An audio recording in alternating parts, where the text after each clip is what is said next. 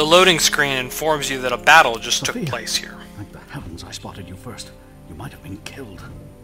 Master Jaffe, I was worried that you might have... I was told that my mother... I'm afraid so, my dear. I'm so sorry. If there was anything I could have done for her, I'd have done it. Inarus was a friend. But there was no stopping Ahriman once he'd gained momentum. I'm sure she dragged some of Ahriman's pawns screaming to their deaths as she made her stand. I know you did your best, and I'm glad you did not share my mother's fate. He's looking for you, you know. He's told the surviving masters to keep an eye out for you and your friends here. I'm not sure where he is now. Word is he's trying to find a way to kill the founder, but that may prove difficult. Founder? As in founder of the Academy? Yes, the one with the mad dream to start all of this. The fact is, no one's ever seen her before. The popular belief is that she lived most of her life in a private sanctum beneath the Academy, but who knows how that got started. The Academy was founded hundreds of years ago. Now, I don't teach numerology, but unless I miscalculate, I would say Ahriman is, a few hundred years too late. Well, I don't know. I mean, it's not like magical immortality is something that's never been discussed in a fantasy setting before, but let's ask him. If he's... Jaffe probably thinks that that Ahriman's trying to kill someone who's already dead. Yes, and he is a very driven, shall we say, individual. Even if the founder is dead, he won't stop until he's seen her with his own eyes.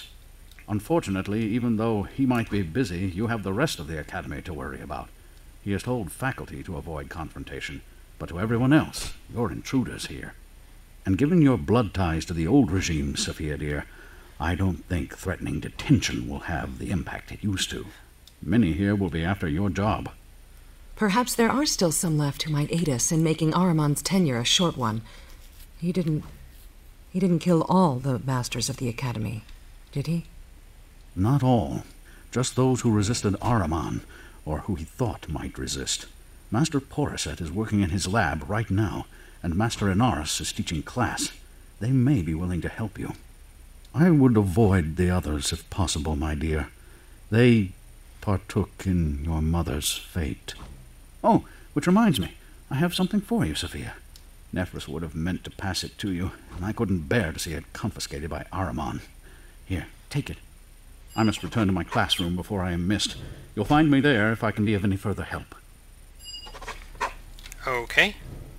So what did he give us? A bracer. Who's on my veil? If Safiya's not in your party, he still greets you, but less colorfully. These bracers of artifice, they give a bonus wizard spell, a level 8 spell. They're not bad, but they're only plus 6 armor as opposed to mine that are plus 8 armor, so I'm not going to bother with them. I wanted to avoid the sort of back and forth between areas, but it's actually somewhat unavoidable here. In order to proceed with this area, I need something from the Death God's vault, which means I'm going to have to go back to Mulsantir. There's a reason I came here first, though. There's something I want to pick up before my next little trip to Mulsantir. By the way, there's a vase here in this bookcase by the entrance. There's a lot of sort of quasi-hidden treasure in the Academy. You just sort of have to use the inspect key, which is DZ by default, to pull it out of the environment. That particular one is a ring that just casts Resurrect 3 times a day. I'm not going to bother with it. I'm not going to sell it because I don't need the money, but these gauntlets here are why we came. There's actually one thing I'm going to buy from downstairs as well. But these gauntlets are the Grips of Gond, which give plus 12 to all crafting skills. And I want to make myself a new set of armor. So I'm just sort of quickly brushing through this area to grab that and 2 other items. So through the doors to... I'll explain this area in greater detail later, but there's quite a bit that goes on here. My main objective right now is just to pick up a couple very specific things. There's this Elder Earth Elemental here. He's guarding one of the things I'm looking for, so I'm going to have to kill him. And I'm just going to double avasculate him. And chomp, chomp, chomp. Because that's how I deal with high hit point enemies. He also gives a brilliant spirit essence, which is useful.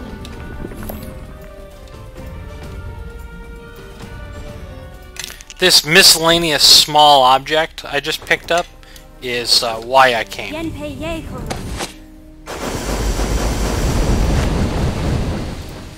And what it is, I mean, it can be used to cast spells, but the main benefit of it is that just having it in your inventory gives you a reduction of arcane spell failure, which means my net arcane spell failure is now minus 10%, which means I can wear a mithril chain shirt without problems. And I have light armor proficiency because of Spirit Shaman, so I may as well use it.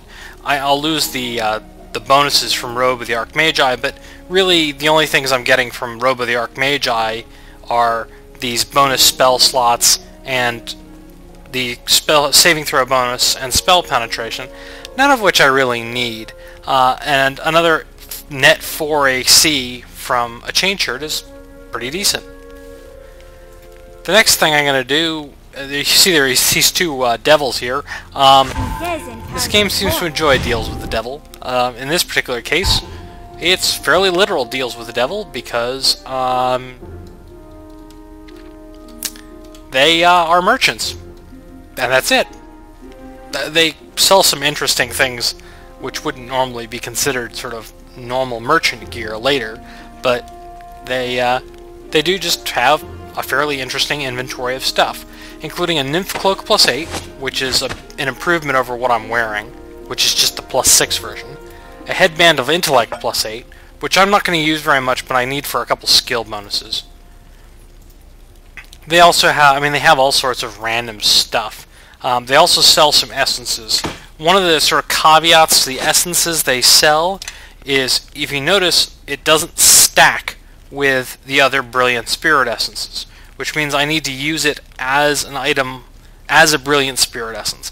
I can combine it with other Brilliant Spirit Essences, so for example, 4 Brilliant Spirit Essences with plus an item is a recipe, so I can use it with that, but I cannot use it with to combine to make another Pristine, which is really what I want to do at this point. But I'm going to pick it up just because I haven't really been farming essences, and I may just use these 4 here to get a +6 stat bonus, maybe +6 con for my boots. There isn't much else here that's really all that important. I just want the headband, primarily actually want the Headband of Intellect +6, because that +8, sorry, because that gives +4 to the crafting skills, and that way I'll have more than enough crafting to make pretty much whatever I want. That's all I'm going to do here at the Academy, so I'm going to meet you back in Mulsantir. Actually, I lied. There's one last thing I do want to do here.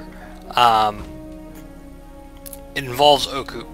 More or less, you can go in and talk to Master Inarus, and he's, you know, giving a class on how to steal people's souls. I mean, this is a Thavian Academy, and he assumes we're his guest speaker.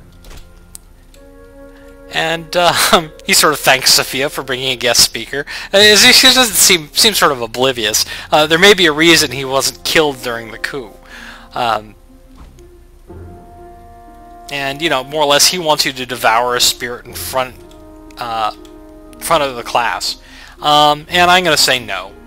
And get a point of good. And get influence with Oku. I don't actually need the influence with Oku, but just showing that because you might need it. Then what I'm going to do is I'm going to talk to Oku. Yes, little one. That sounds unwise to me, little friend. As you like. And send him back to the Mulsantir Gate. And then talk to Master Inarus again. And, you know, you can just sort of chat. And you can say you've reconsidered. You want to do the demonstration. And he tells you, well, he only allows you to summon something to eat, because I don't have the Devour Soul feat, so I can't actually eat a student's soul. And that gets me another Brilliant Spirit Essence. If Oku were in the party, you would lose 15 influence with him. Inarus also gives you a key.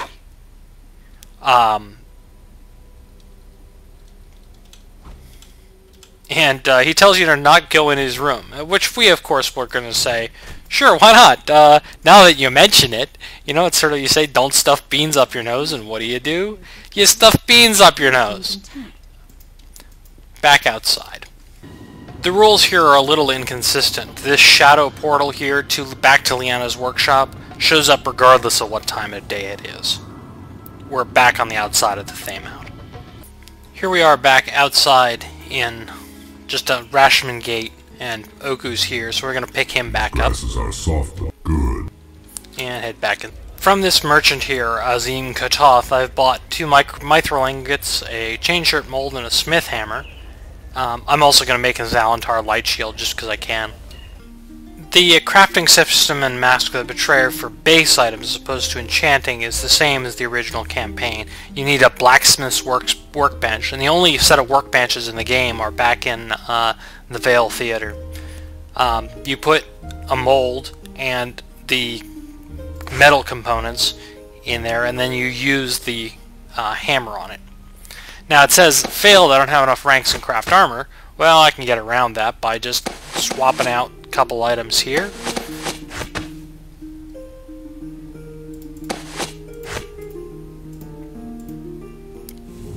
And I make mithril chain shirt. I'm also going to make this Zalantar shield same way. Just showing the Zalantar light shield. It gives a net minus 5% spell failure. So if I were bothering to enchant items, I would probably use a Zalantar light shield with a set of a breastplate instead of a chain shirt, because I don't like how the chain shirts look.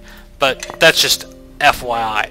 You can also make the mithril heavy shield, not tower shield, heavy shield, and that has no spell casting penalty either, assuming of course you have the shield proficiency feat to use it. But I'm going to cut this video short here. Next time we're going to head back into the Death God's Vault, but not go very far.